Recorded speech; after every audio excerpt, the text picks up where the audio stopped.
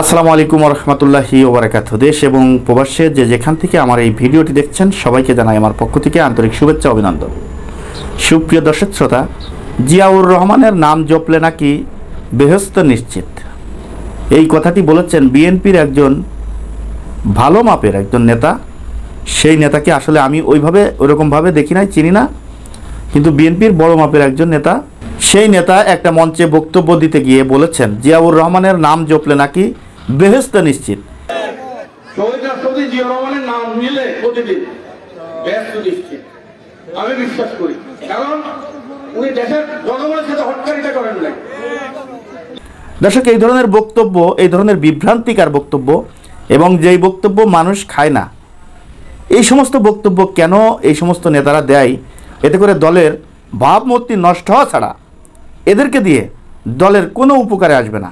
বিএনপির যারা ঊর্ধ্বতম কর্মকর্তা রয়েছে, আমি তাদের দৃষ্টি আকর্ষণ করব যে এই ধরনের ফালতু বক্তব্য দিয়ে মানুষকে বিভ্রান্তি সৃষ্টি না করে এই ধরনের নেতাকর্মীদের উপরে আপনারা সাংগঠনিক ব্যবস্থা নিন। কারণ বেহেশত জিনিসটা এটা এত সহজ জিনিস নয়। যেমন করে শেখ হাসিনার দালালি করতে করতে একটা পর্যায়ে শেখ হাসিনাকে হজরত শেখ হাসিনা ডাকা শুরু করেছিল, আপনারা জানেন এবং দেখেছেন।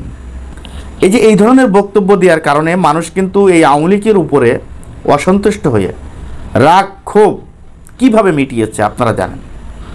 আজকে আপনাদের নেতাকর্মীদের মুখ দিয়ে যদি এই ধরনের বক্তব্য শুনি, তাহলে আওয়ামী লীগের মুখের বক্তব্য আর আপনাদের মুখের বক্তব্য যদি একই রকমের হয়, এই কথাগুলো মানুষ যদি বলা বলি করে যে আওয়ামী লীগ যেরকম বিএনপি সেরকম, তাহলে এটা আমাদের মতো মানুষ অন্তত মানুষের সামনে যে বিএনপি নিয়ে বড় গলায় কথা বলতাম, মুখ উঁচু করে কথা বলতাম, এখন আর মুখ উঁচু করে কথা বলার মতো কোনো পরিবেশ নাই এই ধরনের নেতাদের কারণে আর এই ধরনের বক্তব্য দেওয়ার কারণে।